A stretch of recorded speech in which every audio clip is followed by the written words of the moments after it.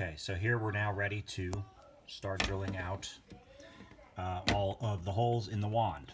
So pro tip, I like to drill out some of these from the inside because there are some areas that you can use for alignment. If you look in the back there where the slow blow is going to go, there's an actual recess there.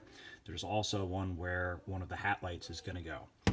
So you can get in there from the back with a 9/64 drill bit and just poke those straight through.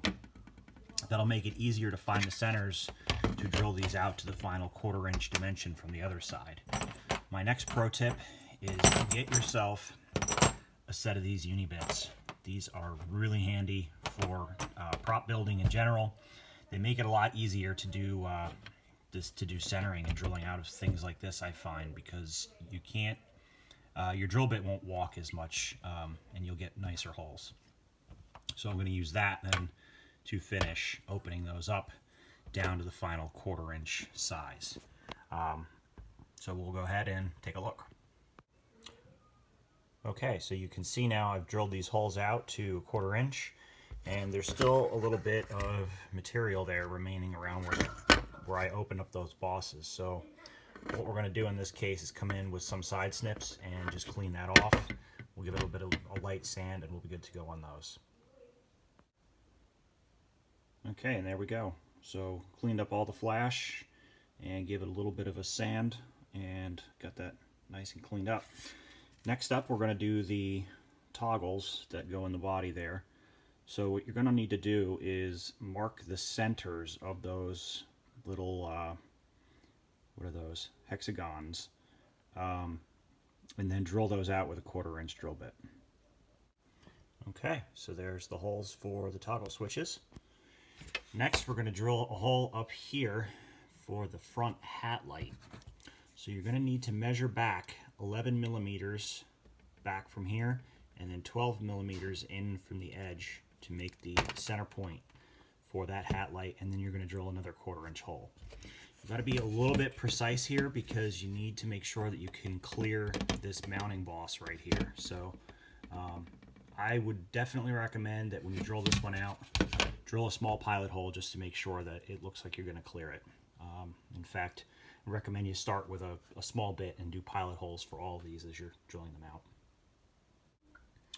Alright, and there's the hole for that hat light. You look at the bottom of it and you can see how close this whole thing really comes to the edge of that mounting boss. So the next thing we're going to do is open up the vents here. So you're going to get in with a drill bit, just drill this open with a series of holes, and then go in with a needle file and smooth out the openings. Okay, so here's where I'm at with opening up the vents.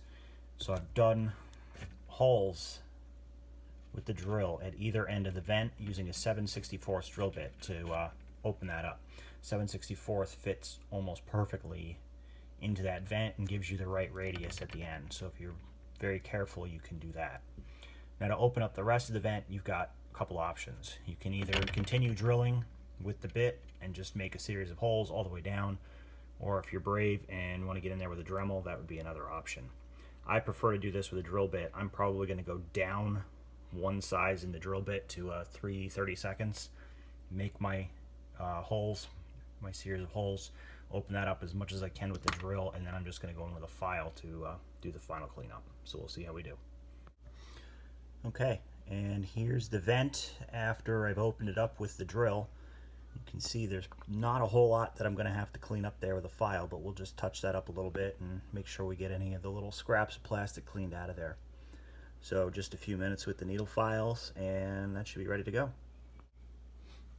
Okay, so after just a quick minute and a few passes with a needle file, we've got the edges of the vents all nice and clean. When we do a finish sand on this, we can get the last of these little fuzzes off there, off the plastic. So the last modification we need to make to this piece of the wand is to open up for the bar graph. And very similar process to the way we opened up the vent. Drill a series of holes in here and then open it up. We're going to use the bezel that comes in the Frankengeek wand kit and just keep fitting. It's kind of a slow and tedious process. Definitely want to be very, very careful on this. There is not a lot of room for error. And similar to some of the other holes that we've drilled out in this, I've found it is best to start drilling out the holes from the inside. And the reason is because, a little hard to see here, there is actually a groove in the plastic here, and that groove is coming from the molding process of the little raised area where the bar graph goes. So we're going to use that as a guide to drill out the first holes in the bar graph. Before we do that, one last thing, we need to remove these two plastic fingers so we have room to get in there. They don't really have a purpose anymore, so you can just break those off with a pair of pliers and then trim them flush. So I'm going to go ahead and do that and rough out the first opening for the bar graph, and we'll check in for the next steps. Okay, so here you can see I've opened up the first set of holes in the bar graph, and now I'm going to go up a drill bit size, and we're just going to kind of work at this very slowly, taking our time, till we get the holes opened up as big as we can, and then we'll finish that off with the file. And there's the opening for the bar graph after going up a couple of drill bit sizes. Now got that roughed in quite nicely. And we're going to take our handy dandy needle file and just finish that up, square up the corners really well. We'll be test fitting the bar graph bezel along the way so we get something that works. And after just a few minutes with a file and a few test fits, this is the opening we're left with. And there is the bar graph bezel, which is actually, in this case, a nice friction fit.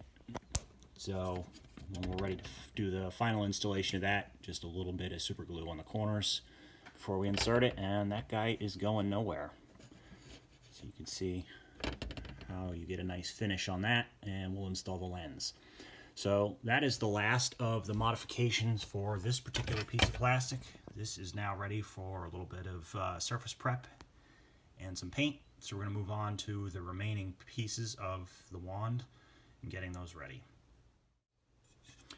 Okay, so here's the next piece we're going to work on, which is the trigger box. We need to drill the trigger box out to install the intensify and activate switches.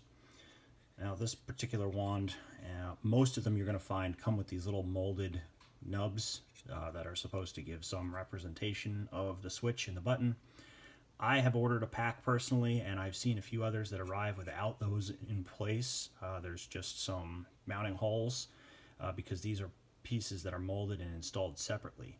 So what you want to do to get these started, because you need to drill those out and get those holes centered, is take a pair of your trusty side snips.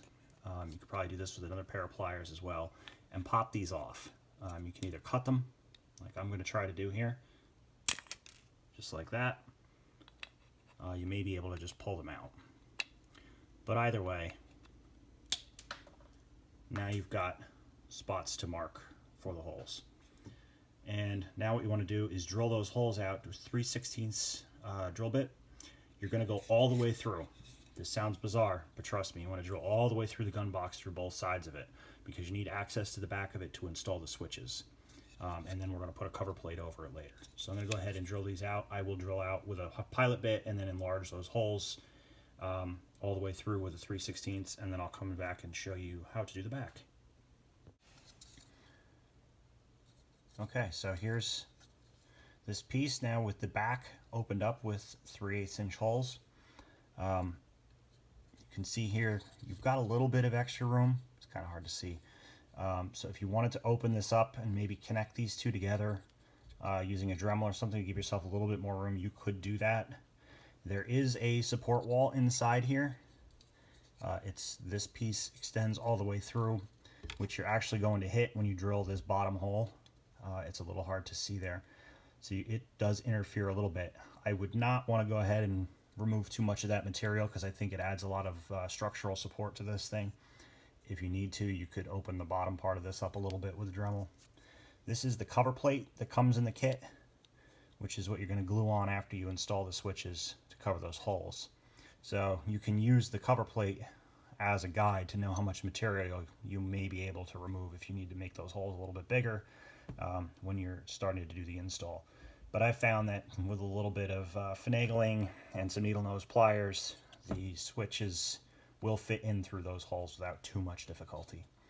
So that's kind of what your finished look will be like. So they pretty much disappear. So that's all the modification for that piece. We've got one more piece, which is the bottom part, and I am planning to install an actual real metal V-hook on this, along with a gun track. But in order to do that, we're going to go ahead and cut this mounting peg off of there.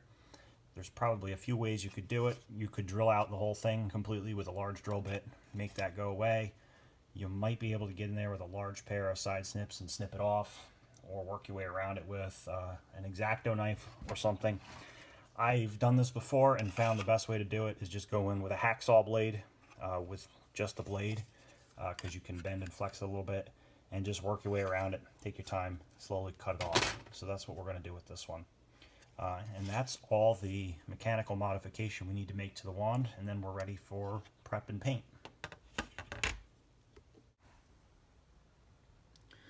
Okay, so I've got all my parts surface prepped for paint. Everything's been scuff sanded down with some 400 grit sandpaper. You can see that I've removed the boss there to mount the gun track. So I'm going to wipe everything down with some isopropyl alcohol. I'm going to put some gloves on to do that so we can keep the oils off the plastic now.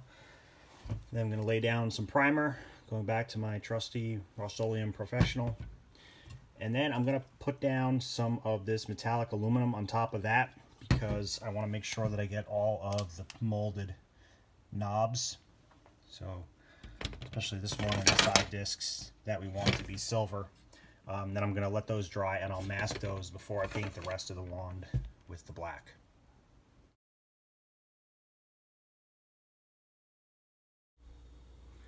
Okay, so here are the wand pieces after a few coats of satin black. So I went with a Rust-Oleum satin black finish. Contrasts a little bit with the pack itself. Looks really good, and now we're ready to start the reassembly.